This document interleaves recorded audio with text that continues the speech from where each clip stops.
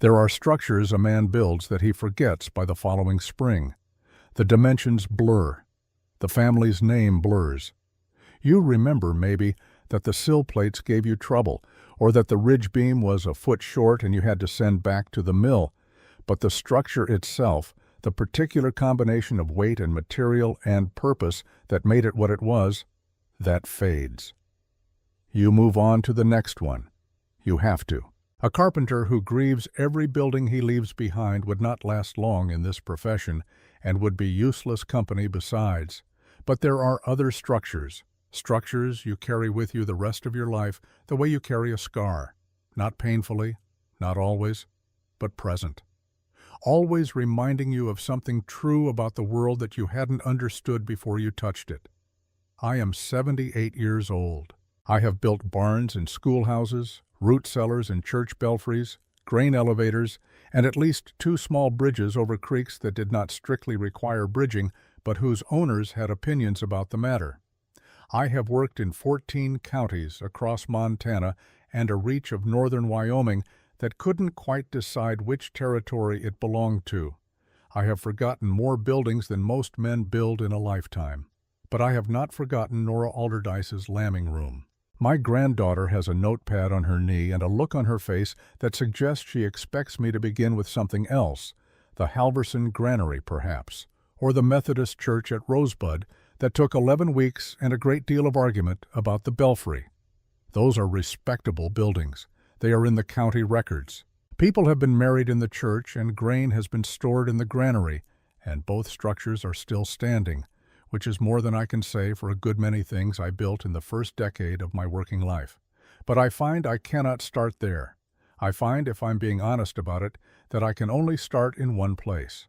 So, I will tell you about a room I did not build. I came to it on an April morning in 1891. One rafter to repair, $1.50 for the work, and coffee so strong it made my back teeth ache. That was the whole of my involvement, practically speaking.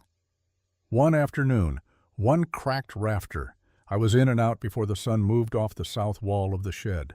And yet here I am, 40 years later, with the snow coming down outside this window and 3 families in the valley already reported to have lost stock to the early freeze.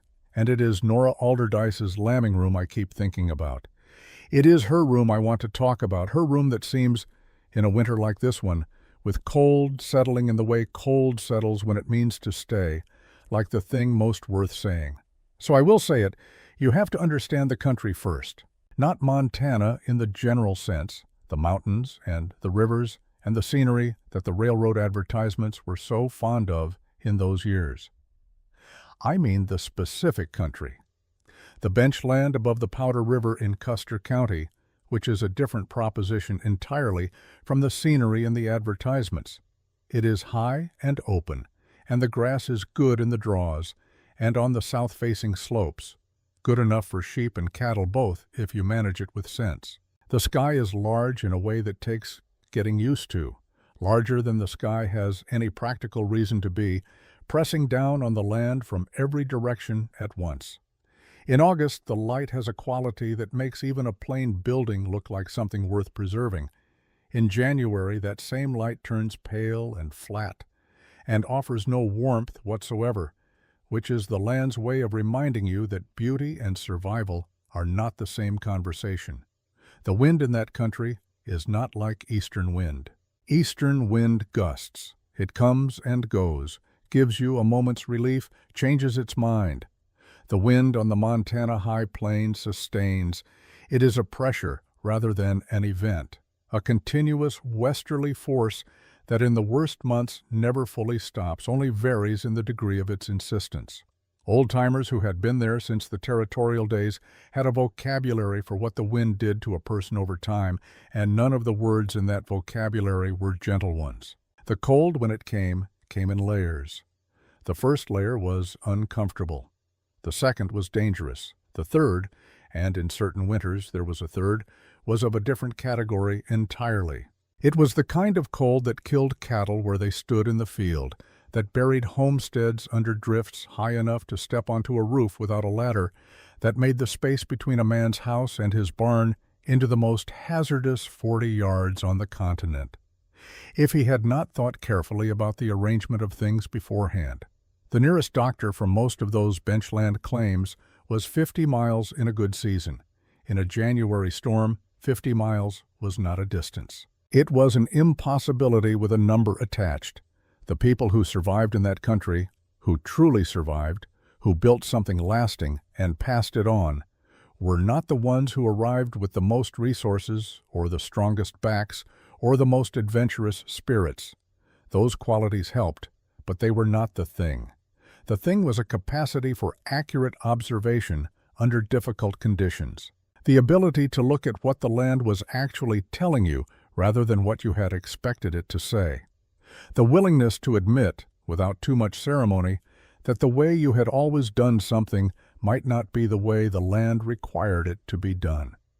Most of the people who came to Montana Territory in the 1870s and 1880s brought their methods with them from Ohio and Pennsylvania and the river valleys of Europe. Sound methods in many cases. Methods that had worked for generations in the places they came from.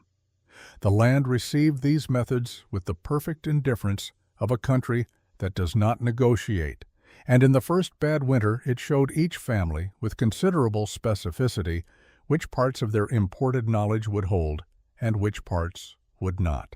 Hector and Nora Alderdice arrived in Custer County in 1879 with 60 ewes, a timber frame wagon, and the bone-deep sheep knowledge that certain families from the Welsh valleys carry the way other families carry the color of their eyes, not as a skill acquired, but as a fact of what they are.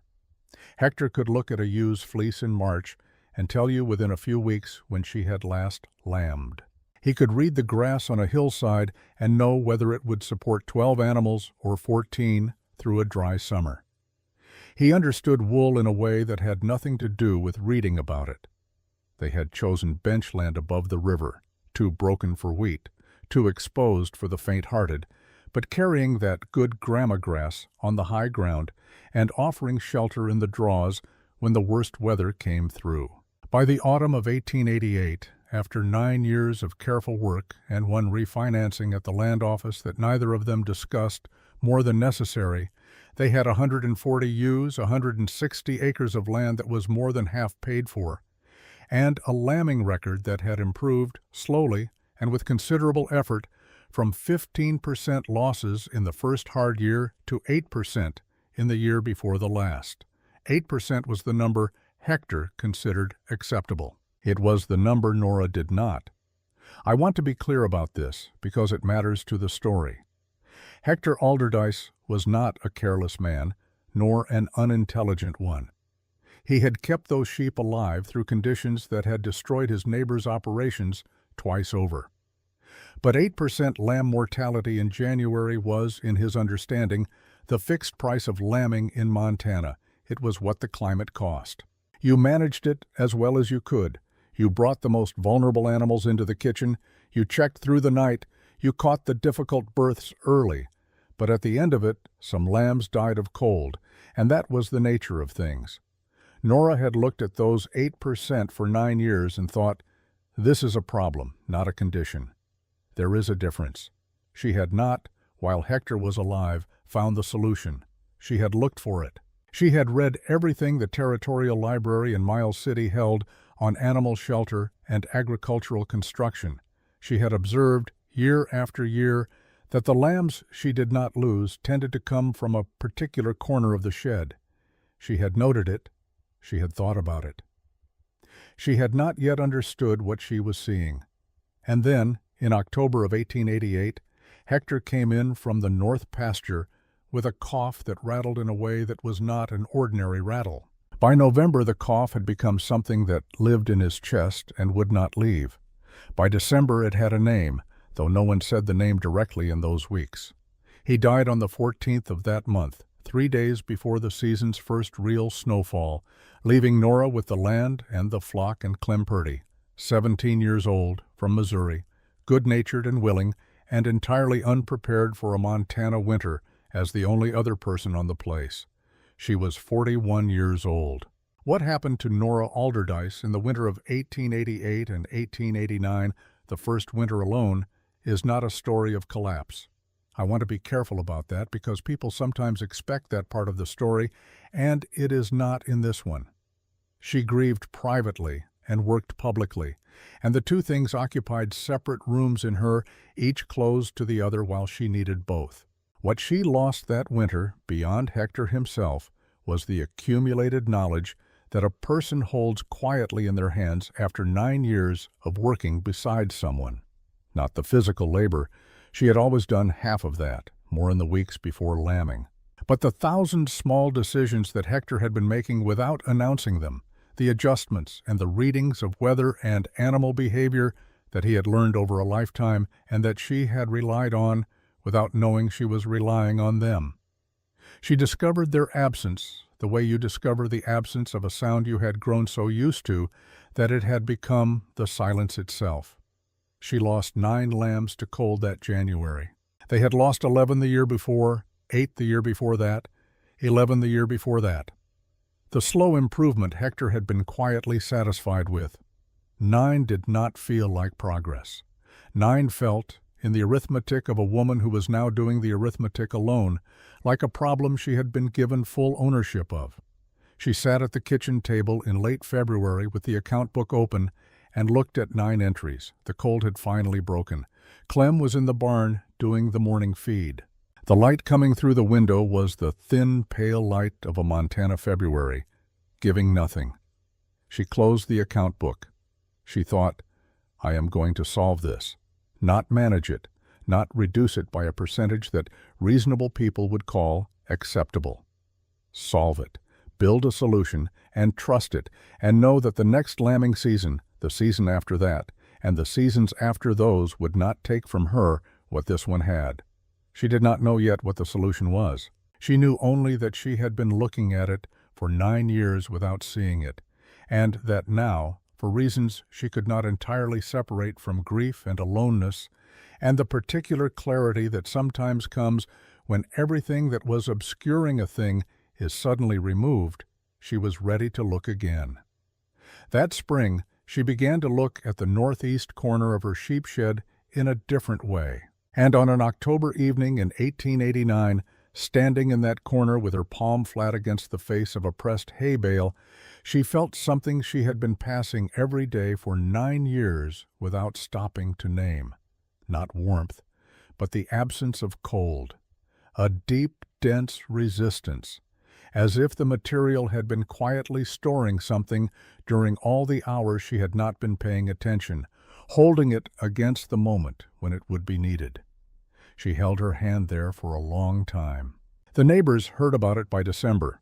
The first one came on a Wednesday, the week after she'd finished the first wall course, and he stood in the yard with his arms crossed in the way of a man who has already formed an opinion and is visiting primarily to deliver it.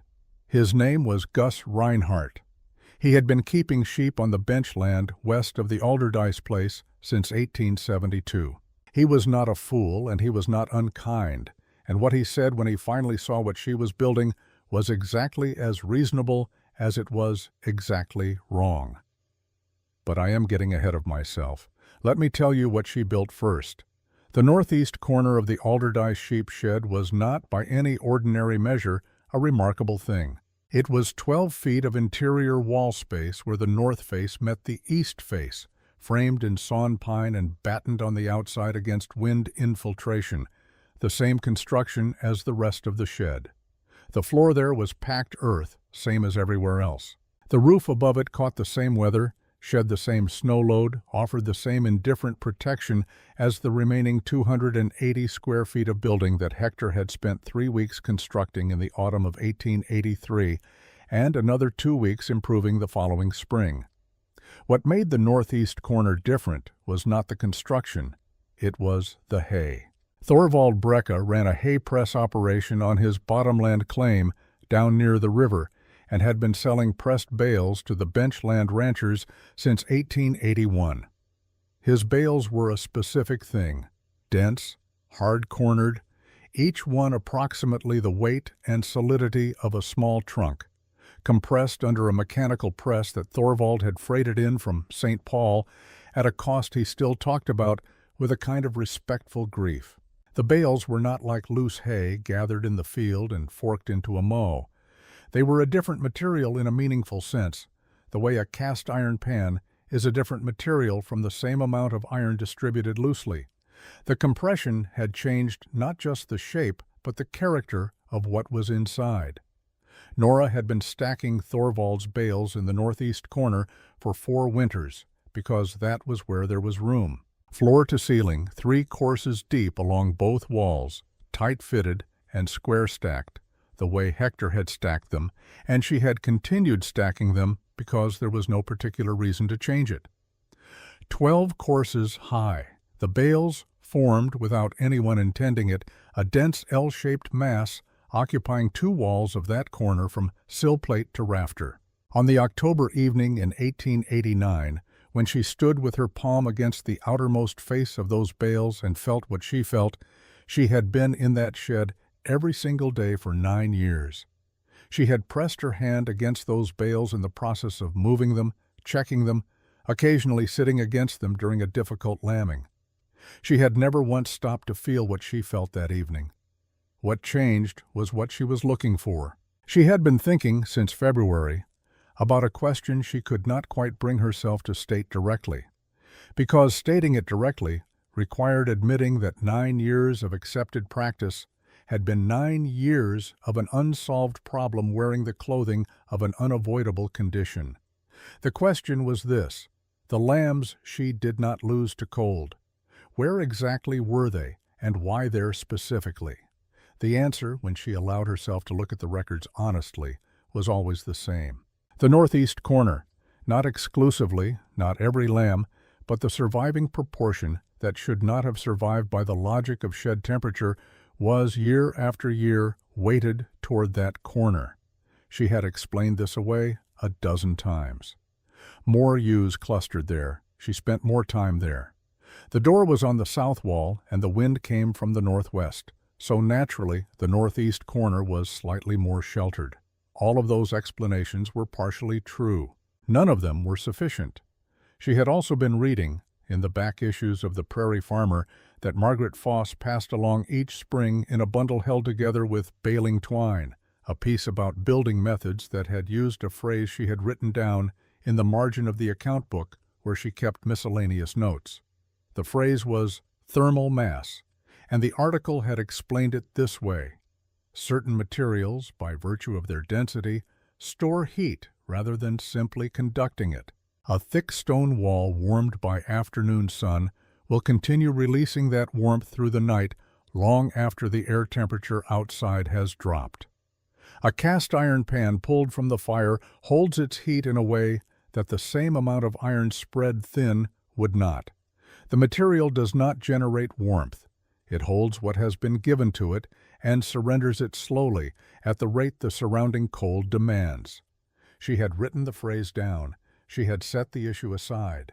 She had thought about it occasionally through the summer in the unfocused way you think about something that has not yet found its application.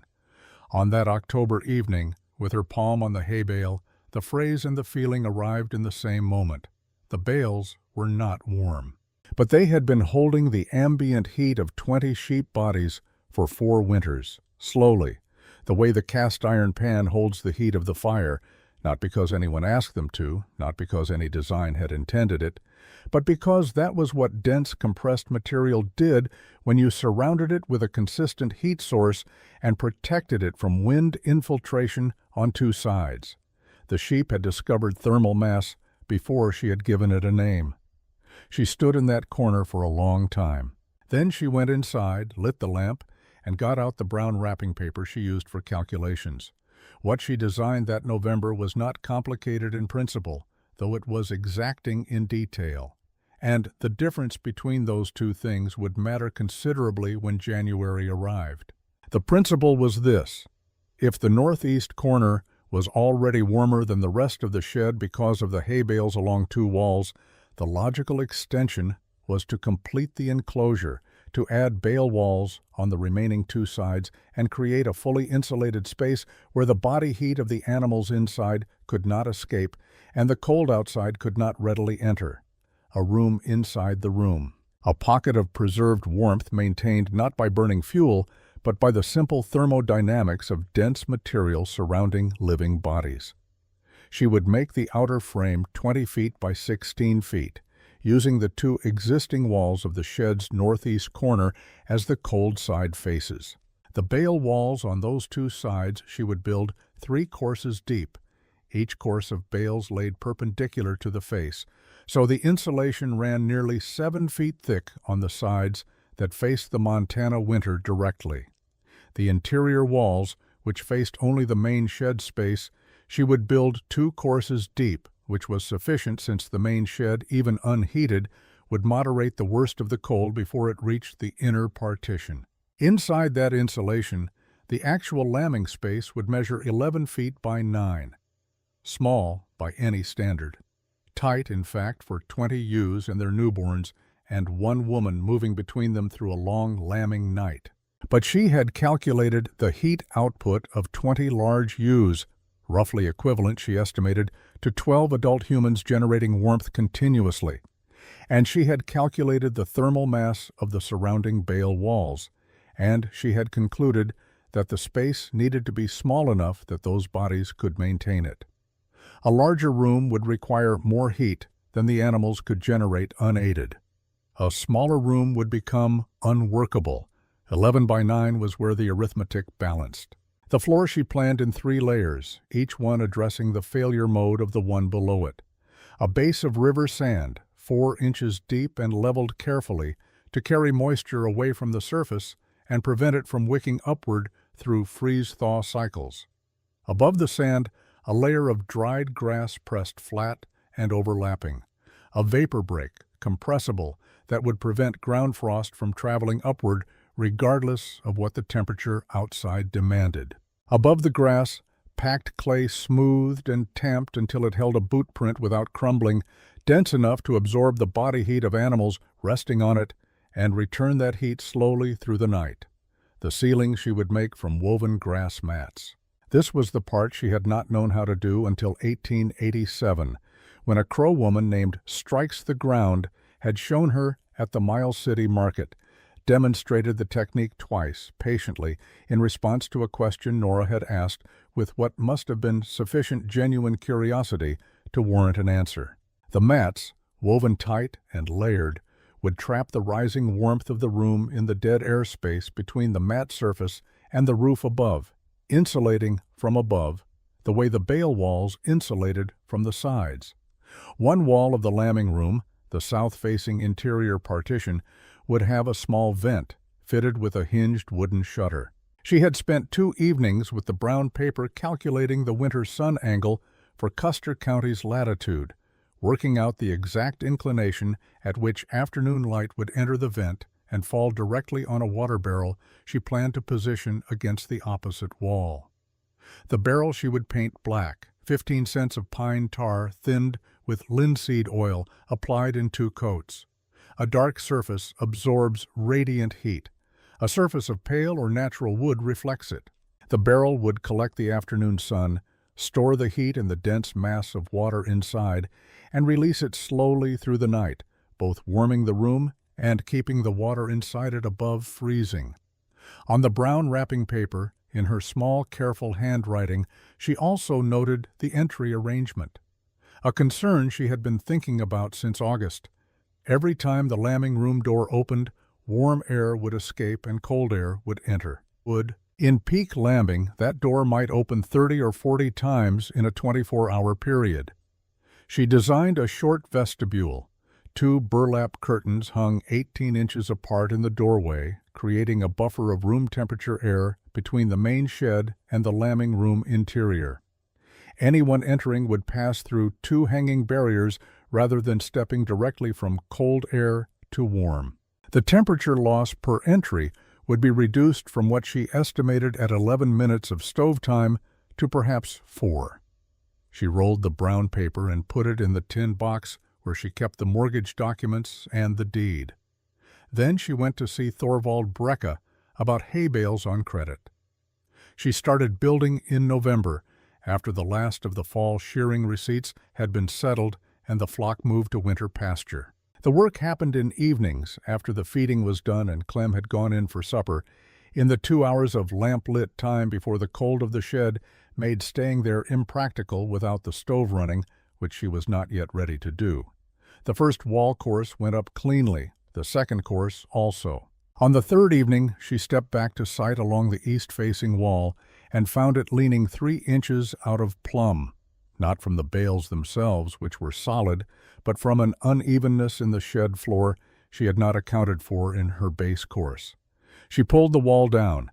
She spent one evening leveling the base, packing clay into the low areas and tamping it, checking with the spirit level she had inherited from Hector's tool chest. She rebuilt the wall over 2 evenings. This is the part of building that the people who have not built things do not fully understand.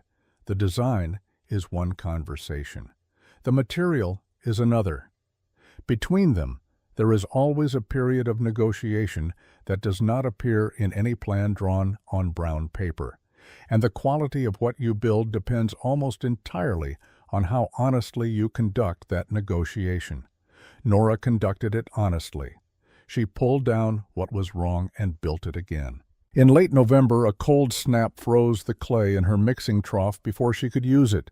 4 days of work interrupted while she waited for a warm stretch that did not come quickly. She mixed smaller batches and kept them inside the farmhouse overnight, carrying them out to the shed in the morning in a covered bucket before the temperature took them again. It added time. It was not optional. The grass mats for the ceiling were the most painstaking work. Her first attempt, woven in the evenings by lamplight from dried grass she had cut and bundled in September, produced panels that looked adequate and were not. Too loosely woven, the structure collapsing when she tested it by pressing both palms against the center. She remade 12 of them, tightening the weave until the finished panel could support her weight, distributed across it without deflecting. Strikes the Ground had shown her the technique twice. She had thought twice was enough to understand it. She discovered over 3 weeks of evenings that twice was enough to begin understanding it.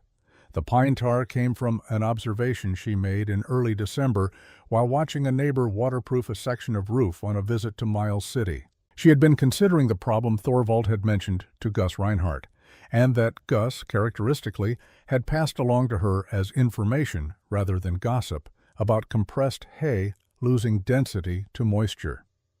Hay bales were not waterproof. If condensation from the animal's breathing or frost melt from the outer wall surfaces worked its way into the bale faces, the compression would relax. A relaxed bale was a less dense bale. A less dense bale was a less effective thermal mass. She bought pine tar at the hardware store. She applied it in 2 coats to every exterior face of every wall bale, the faces exposed to the cold shed air, where moisture migration would begin if it began anywhere. The pine tar sealed the surface fibers, slowed the penetration, bought the compression time it needed to hold through a winter.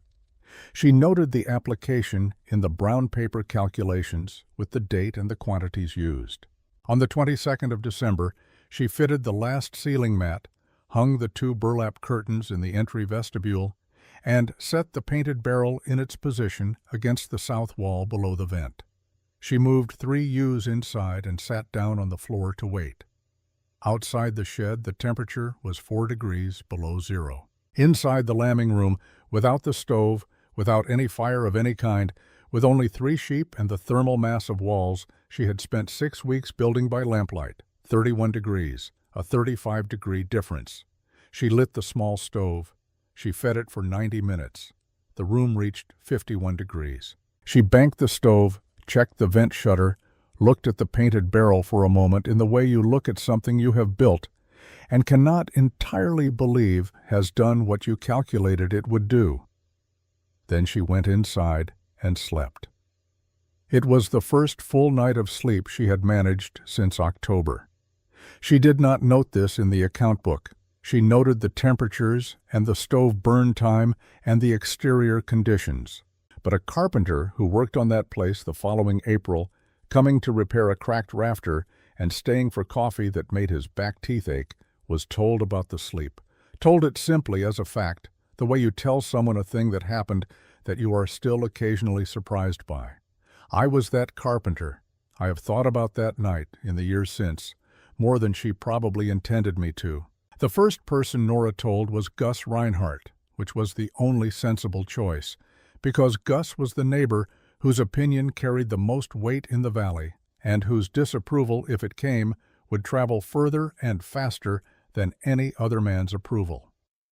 Augustus Reinhardt had come to Montana Territory in 1872 from a town in the Rhineland whose name I could never pronounce correctly despite his patient repetitions over the years. He was 63 years old in the winter of 1889, thick-built and deliberate in speech, with iron-gray hair cut close, and the kind of unhurried confidence that accretes in a man over 17 years of unbroken survival in country that had not been kind to the idea of unbroken survival. He ran cattle primarily and some sheep secondarily, and he had opinions about both that were worth hearing. He was not a man who dismissed things quickly, which meant that his dismissals, when they came, carried genuine weight. He arrived on a Wednesday morning in the second week of January, rode his gray gelding into the yard, and tied it at the post with the particular deliberateness of a man who has come to look at something and intends to look at it thoroughly. Nora had been expecting him. Word of the construction had circulated, not through any announcement on her part, but through the natural intelligence gathering of a small valley community, which requires no formal mechanism and misses very little. She walked him through the main shed first, then lifted the first burlap curtain aside and let him through the vestibule into the lambing room. He was in there for a considerable time. He touched the bale walls the way I would touch them myself 2 years later, with his full palm, held flat, reading through the material rather than merely feeling the surface. He tested the floor with his boot heel. He examined the painted barrel and its vent shutter, working the hinge twice to understand the mechanism. He looked at the ceiling mats, with his head tilted at the angle of a man who is trying to identify the technique used in their construction. He did not speak during any of this. When he was finished, he stood in the center of the small space with his hands in his coat pockets, and he looked at Nora. "It's well thought," he said. He meant it. The bale walls, that's real insulation, more than people understand, and the floorwork is sound. He paused. When Gus Reinhardt paused before continuing, the pause was not empty. "My concern is fire." He said it plainly without apology. Hay bales soaked in pine tar along one face, a sheet iron stove in the center of a room lined with compressed grass. If the fire took, the room would be unrecoverable in the time it took to unlatch the main shed door. He had seen a hay barn go in 1878, and he described it with the brevity of a man who does not require dramatic language to make a point. It was, he said, the kind of event a person does not require to happen twice in order to form a permanent opinion. Nora showed him what she had prepared, the stove positioned at maximum distance from all four walls, measured and noted in the brown paper calculations. The flue triple-sheathed through the ceiling mat with a tin collar mortared in clay, the wet burlap sack on its hook beside the entry curtain for immediate smothering of any surface ignition before it could find the walls. She had trained Clem in its use until he could execute the smothering sequence in the dark by feel in under 30 seconds. Gus looked at each element in turn. He nodded at the stove distance. He examined the flue collar. He picked up the burlap sack and felt its weight and moisture. "That's adequate," he said, which, from Gus Reinhardt, was the equivalent of considerable praise. Then he said the second thing, "Your hay reserve." He looked at the walls. "If the winter runs long, and I think this one will run long, the signs are not good, you will have lambs in March who need feed, and your feed is your walls. That is a conflict in the design." This was a harder problem, and she knew it. She had thought about it since October and had not resolved it as cleanly as she would have liked. Her intention was to maintain a separate hay supply for feeding, keeping the wall bales clearly marked and untouched. But Gus was correct that in an extended winter, the separation between wall bales and feed bales was a line drawn in intention rather than in material, and intention had a way of becoming negotiable when animals were hungry and the feed supply was running short, and there were 2 courses of perfectly adequate hay stacked right there along the north wall. She thanked him. She did not argue. He rode out of the yard with the same deliberateness with which he had ridden in, and Nora went inside and sat at the kitchen table and thought about what he had said for 3 days. On the 4th day, she rode to Thorvald Brecka's place and added 12 bales to her credit against the spring lamb sale. She brought them home on the sledge, stacked them in the main shed space as a clearly designated feed reserve, and marked each one with a chalk line so that there could be no ambiguity in a dark shed at 3 in the morning about which bales were walls and which ones were feed. The reserve was sufficient for a winter 3 weeks longer than any winter on record in Custer County. Gus's concern had made the room better. This was a thing she would say directly, years later, when people asked her about the process of building it. The people who doubted her most carefully were the ones who made the room most likely to work. She was not being generous when she said this. She was being accurate. Margaret Foss came in the 2nd week of January on a Tuesday that was clear and sharp, bringing her daughter Helene, who was 19 and curious about the ceiling construction in the focused way of a young person who has already decided she wants to understand how things are made. Margaret was 44 and had been running sheep on the benchland north of the river since before her husband Walt had died of a riding accident in 1886. She was Norwegian-American, practical in the specific way that Norwegian-American women on the Montana frontier were practical, which is to say, thoroughly, without performance, and with a calm persistence in the face of difficulty that looked like patience from the outside, but was something harder and more useful than patience from the inside.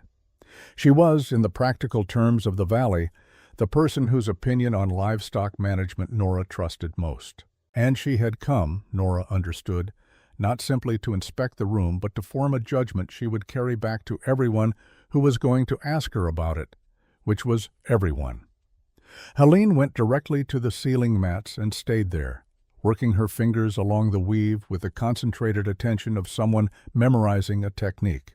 Margaret walked the perimeter slowly, hands clasped behind her back, examining each wall section and the floor and the barrel and the entry vestibule in a complete circuit before she spoke. "The weave is good," she said, looking at the ceiling. "Better than I expected. Where did you learn it?" Nora told her about Strikes the Ground. Margaret nodded in the way of a woman who finds this not surprising and considers it relevant. Then she said, "My concern is the door." She explained it with precision. Nora had designed for steady-state conditions, the room temperature maintained over time, with the animals inside generating consistent warmth and the bale walls holding it. But peak lambing was not a steady state. In a hard lambing push, the door might open 30 or 40 times in a day. Each opening was a thermal event, warm air out, cold air in. Over 12 hours of active lambing, the cumulative heat loss through the door could be substantial. Had she calculated the temperature recovery time per entry? Nora said she had estimated it and had designed the burlap vestibule to reduce it. Margaret looked at the 2 hanging curtains for a moment. "Estimated," she said. The word was not unkind. It was exact. She said the other thing then, more quietly, standing close so that Helene, who had moved to the barrel and was tapping it with one knuckle, would not hear it clearly. She asked whether Nora had considered that a hard lambing push lasted 30 to 40 hours without meaningful break, moving between ewes, catching the vulnerable newborns in the first hours, watching for difficult presentations, feeding the orphans, and whether she had the management capacity alone to run the room properly at the moment it mattered most. It was not a question about the room's design. It was a question about what one woman could sustain without the person who had been the other half of her working knowledge for 9 years. Nora did not answer it immediately. She stood in the small warm space for a moment with the question in it. Margaret said, "I will come for the first 2 nights of lambing.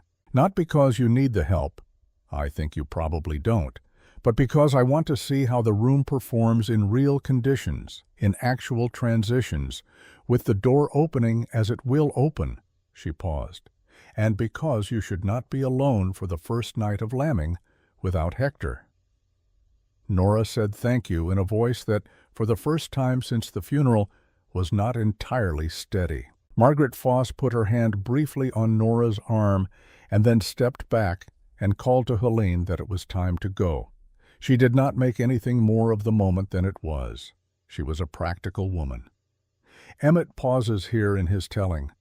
Outside the window the snow is still coming, the same steady falling snow that has been coming since morning. He is quiet for a moment before he continues.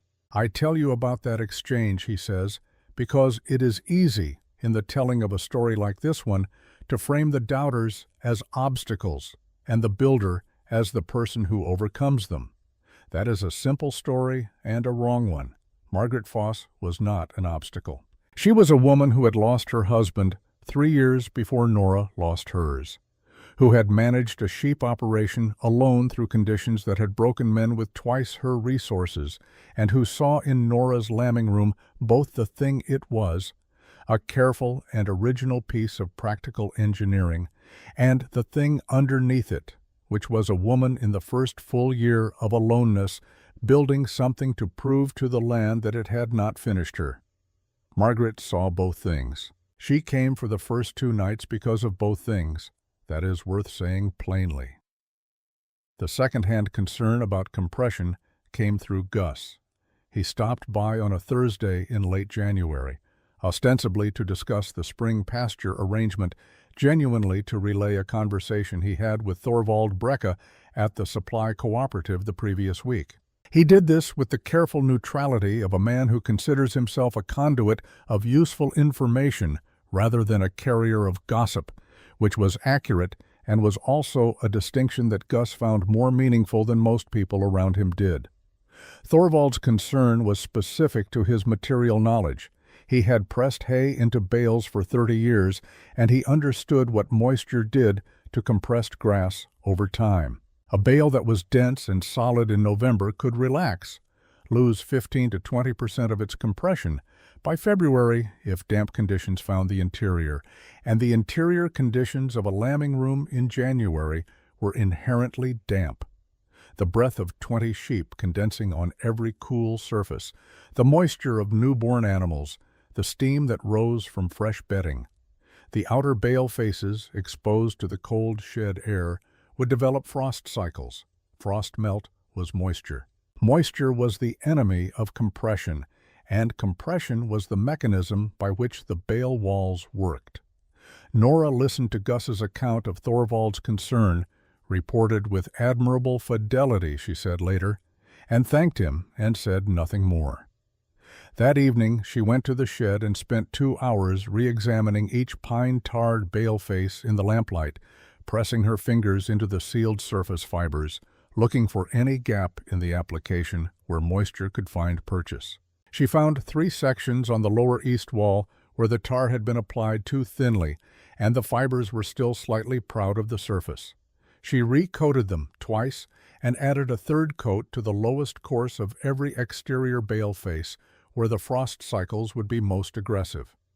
She noted the additional application in the brown paper: date, quantities, affected sections. She had not spoken to Thorvald directly. She had received his concern through an intermediary and addressed it alone, by lamplight, without ceremony. This was, she would later observe, how most of the useful knowledge she had acquired in 41 years had come to her, not in clean formal instruction, but sideways, secondhand, in the form of a worry that someone else had named that she then had to solve for herself. February came cold and stayed cold, but not yet in the way that would define that winter. The temperature in the first 2 weeks of February ran between 8 above and 20 below, hard but not extraordinary, within the range that Custer County had learned to expect and had developed its customs around. Clem did his feeding runs in the buffalo hide coat, belted with rope, and said nothing about the cold, which Nora observed and appreciated. He was a Missouri boy learning Montana in the hardest classroom available, and he was learning it without complaint, which she considered the most important lesson and the one the climate taught most efficiently. She moved the first 12 pregnant ewes into the lambing room on the 10th of February. The room temperature, without stove, 36 degrees. With stove 90 minutes burning, 49. She noted the numbers. They were slightly below her November test results. The outdoor temperatures were lower. The thermal mass had not fully stabilized after the holiday period when she had kept the stove banked low. She increased the morning burn time by 20 minutes, and the temperature climbed to 53 and held. The painted barrel she checked each morning with her palm. The barrel's surface was consistently warmer than the air in the room at the moment of the morning check, which meant it had been releasing stored heat through the night, as calculated, and the vent geometry was working as the brown paper numbers had said it would work. This was the element she had been least certain about. The sun angle calculation, worked out on wrapping paper by lamplight in November, was now demonstrating itself in February in exactly the way the calculation had said it would demonstrate itself. She noted, barrel warm to palm, 7 mornings consecutive, vent geometry confirmed. She was a thorough record keeper. Hector had been thorough, and she had learned thoroughness from him, and in the first year alone she had applied that thoroughness with a particular intensity, because the records were now the only conversation she had with someone who understood what the numbers meant. The lambs were due in the 3rd week of February. Margaret Foss had confirmed she was coming. Gus Reinhardt, in his last visit, had said he would check in when the cold broke, which was his way of saying he intended to know how the room performed and would wait the appropriate distance before asking. Then, on the 4th of March, 3 weeks later than the valley's hardest winters usually arrived, the temperature dropped below zero and did not come back.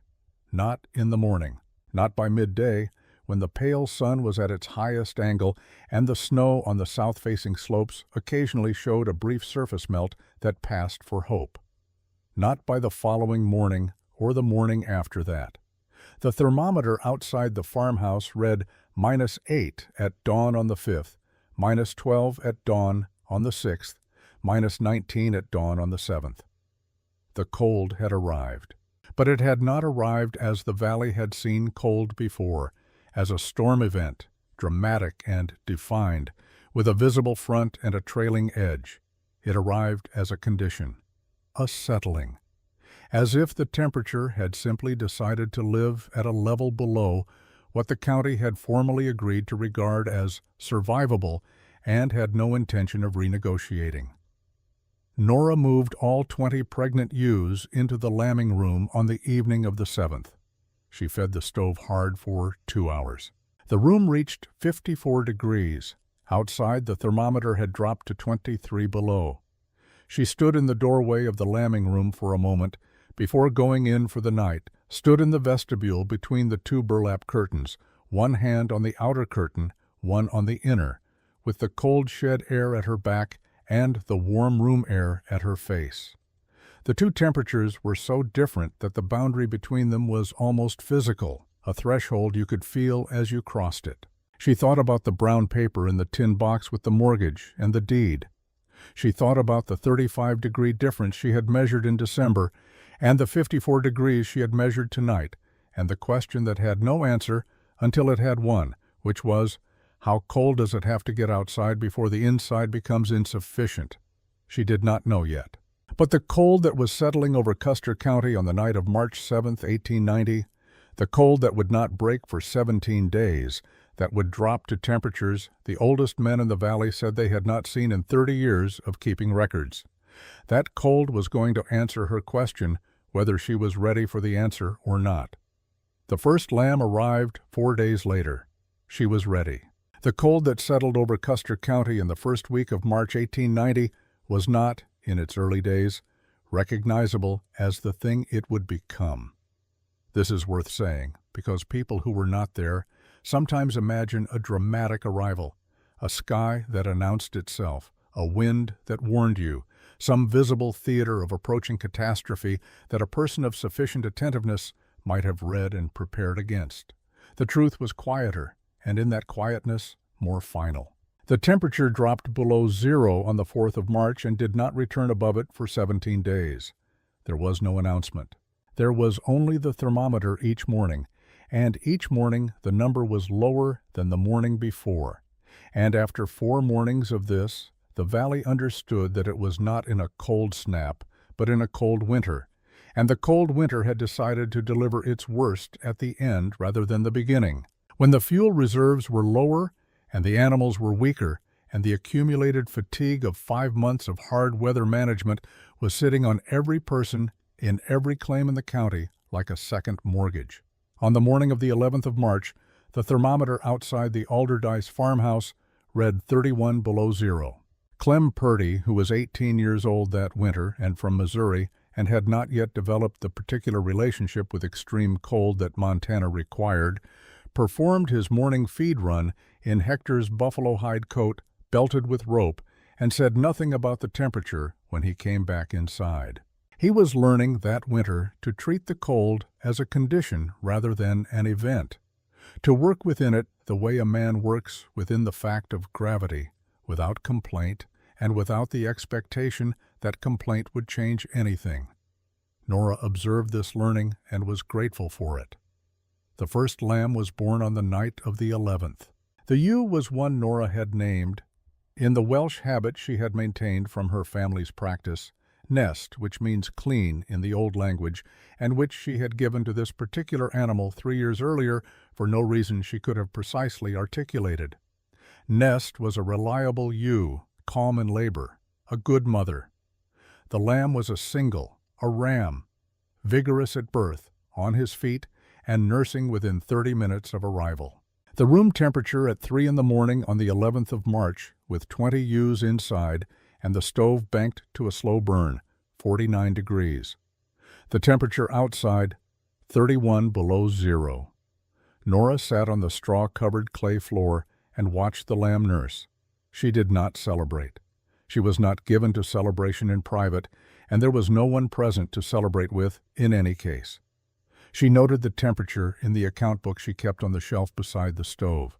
She checked the painted barrel with her palm, warm as it had been warm every morning for 7 consecutive mornings, releasing the accumulated heat of the previous afternoon's sun into the night air of the room.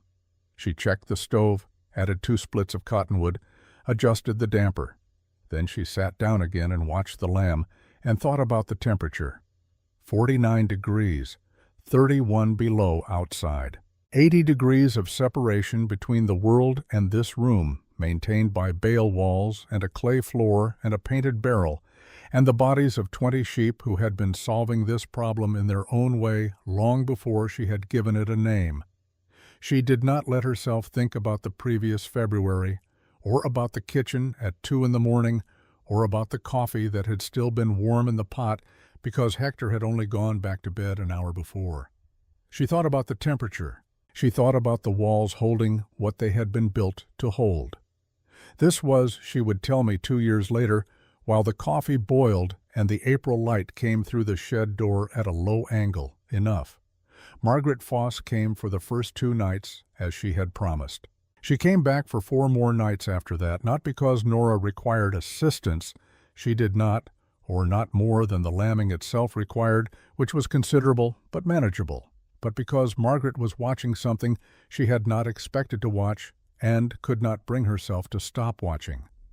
She told me this herself at the general store in Miles City the following autumn, in the direct way she had of describing things she had observed.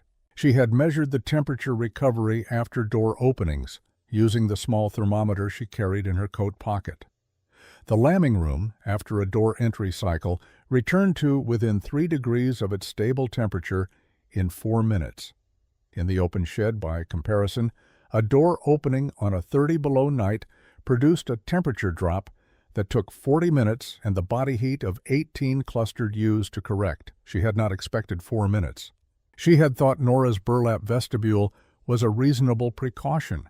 She had not understood it was the difference between a room that worked and one that merely aspired to. On the 4th night she came back, she brought her own thermometer and a small notebook and recorded temperatures at 2-hour intervals through the night. She told me the numbers she recorded. The room never dropped below 47 degrees and never rose above 56. The stove burned at a rate of roughly 8 pounds of split cottonwood per day. The barrel surface temperature, measured each morning at dawn, was consistently 4 to 6 degrees warmer than the room air, releasing stored heat from the previous day's sun with the reliability of a device manufactured for the purpose. She told me, I had told myself for 20 years that cold was the price of lambing in Montana. Not a problem. The price. The thing you paid and kept paying because there was no other currency the season accepted. Nora showed me the price was negotiable if you understood what you were actually buying. Clem performed his 2-hour check rounds throughout the 17 days without being asked to and without being thanked for it, because the asking and the thanking were both implicit in the situation, and Nora understood that unnecessary ceremony was its own kind of disrespect. He walked his 60 yards in the buffalo hide coat through temperatures that reached, on the night of the 17th of March, 41 below zero. He checked the ewes.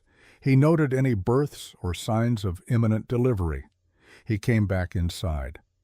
On the morning of the 18th of March, his birthday, the thermometer read 44 below. Nora had made a dried apple cake the week before, and they ate it standing by the kitchen stove. Clem said it was a good cake. Nora said she was glad. Neither of them mentioned the temperature. He told me, years later at a cattle sale near Forsyth, he was 32 by then, broader in the shoulder, considerably less from Missouri in his bearing, that he had spent a long time trying to find the right words for what the lambing room felt like from the outside, walking toward it across 60 yards of 40 below darkness, with the cold pressing through every layer of wool and hide he was wearing. He said he had tried various descriptions, and none of them were accurate until he settled on the one that was. He said, it felt like walking toward a place where people lived. Not a barn, not a shed. A place where people lived. He left the Alderdice place in the spring of 1891, when he was 19, to work a cattle operation near Forsyth. Before he went, he came to say goodbye and stood in the lambing room for a few minutes without speaking. Then he asked Nora if she would write down the vestibule dimensions so he could build one wherever he ended up. She wrote them on a scrap of brown paper and folded it twice and gave it to him. I have often thought about that folded scrap of paper traveling east toward Forsyth in a young man's coat pocket. I do not know if he ever built the vestibule. I did not think to ask him at the cattle sale, and I have not encountered him since. When the cold finally broke, on the morning of the 21st of March, the temperature climbed to 4 below zero, and the valley experienced this as warmth. Nora sat at the kitchen table with the account book and made the numbers. 31 lambs born during the 17 days, 0 lost to cold. 1 ewe lost to a breech presentation she could not correct in time. 1 lamb lost to an unwitnessed nursing failure in the first hours after birth. These losses were real, and she recorded them without softening. But cold, the thing she had set out to solve, the thing that had taken 8% in a normal year and could take 15 in a hard one, cold, had taken nothing. 4 cords of split cottonwood consumed across 17 days. Her estimate of what the main shed would have required to achieve even a marginally survivable temperature across the same period was 14 to 18 cords. She had used less than a quarter. She closed the account book. She paid Thorvald Brecka in April on time, with enough left from the spring lamb sale to purchase 3 additional breeding ewes she had not been able to afford the previous year. She told Margaret. She told Gus. Clem told, by his own account, nearly everyone else. 9 families came to see the room in May. They came the way people in valley communities come to see something, not in a group, not with ceremony, but 1 or 2 at a time over the course of 3 weeks, each family having heard from the previous family and formed enough curiosity to make the ride out to the Alderdice bench land. Nora showed them all of it, the bale wall construction, the pine-tarred faces, the layered floor, the vestibule, the barrel and its vent. The brown paper calculations, which she spread on the workbench and explained in the plain terms she had been working out since February for exactly this purpose. She gave her account numbers to anyone who asked. Fuel consumed, lambs surviving, temperature differentials. She was specific because she understood that practical people are not moved by the idea of a thing, but by the arithmetic of it. By October, 7 families in the county were building lambing rooms based on her design. Not identical rooms, each one adapted to the dimensions of the existing shed, the available materials, the particular arithmetic of each family's flock. 2 used creek bank sod instead of pressed bales, taking Gus Reinhardt's fire concern as their primary design constraint. 1 used limestone rubble from a draw outcropping. The Halverson family, 3 miles north, built their room from sod and built it well by the standards of what they knew. But they did not face the interior sod walls with flat stone, and in the spring melt of 1891, the moisture worked up from the clay floor into the lower sod courses, and the east wall leaned and was abandoned before the following lambing season. Nora heard about it from Margaret. She rode out to look at what had failed. She stood in the collapsed corner with Ragna Halverson and explained what she believed had happened: the moisture path, the absence of a stone facing to break the wicking. And she was specific about what she would have done differently. She added a written note to the copy of her brown paper calculations she gave away from then forward. It said, "If using sod, face interior wall with flat stone to knee height." This is how practical knowledge actually travels in a valley community. Not cleanly, not without loss, but through failure, examined honestly and corrected in the version that comes next. Astrid Lundgren, whose family came to see the room in May of that year, looked at the ceiling mats for a long time and asked where Nora had learned to weave them. Nora said, "From a Crow woman named Strikes the Ground at the Miles City Market. She showed me twice and I practiced until I could do it well enough to trust." Astrid said she would like to learn. Nora said she would teach her what she knew, which was not everything Strikes the Ground knew, only the part she had been shown. She said this distinction mattered. I have thought about that distinction in the years since. It is the most honest thing I can record about how knowledge moves between people. It rarely travels whole. It arrives partial, shaped by the hands that carried it, missing the pieces that were never shown or never learned. Nora had taught herself to weave from 2 demonstrations and 3 weeks of evening practice. She could teach Astrid what she had managed to learn. She could not teach what Strikes the Ground had not yet finished showing her. Whether Strikes the Ground ever knew that her ceiling mats were keeping lambs alive in Custer County, whether anyone ever thought to tell her, I do not know. I have asked the question to myself a number of times over the years, and I have not found a satisfying answer, which I take to mean there is not one. Emmett is quiet for a moment. The snow outside has not stopped. The granddaughter's notepad is full on one side, and she has turned it over without his noticing. He says, "I went back to the Alderdice place in the spring of 1925, the spring after Nora's funeral. The family that owned it by then were grain farmers, no sheep, no use for a lambing shed except storage. They let me walk through it with the particular patience of people who do not understand why an old man wants to stand in their outbuildings but have decided to accommodate him anyway. The room was still there. The bales were old. The compression had relaxed over 35 years, as Thorvald had said it would, as everything relaxes over 35 years. The pine tar had held longer than expected on most faces and surrendered gradually on others. The grass mats were partly replaced, the originals gone sometime in the previous decade. The barrel was rusted through and had been set aside in the corner, but the floor was intact. The clay, tamped hard in December of 1889, worn smooth by 35 winters of animal traffic, was still there. And the walls, even with their relaxed compression, even with the long years between the last application of pine tar and the morning I was standing there, still held their shape, still stood. I put my hand flat against the face of a bale wall. It was April. The morning was cold in the way Montana April mornings are cold. Not the killing cold of February, but genuinely cold, the kind that means business. The bale surface was cool to my touch, but underneath the surface coolness, in the dense, compressed interior that no winter in 35 years had fully reached, there was still that quality I had felt the first time, not warmth, the absence of cold, a deep patience, a material that had been given something worth holding and had held it quietly, without ceremony, through all the seasons it had been asked to hold it. I stood there for a while. Nora Alderdice died in 1924 at 76 years old. She had outlived Hector by 36 years and had spent those years working the benchland with the same thorough attention she had brought to everything, until she sold the place in 1901 and moved to a smaller house near Miles City. She did not remarry.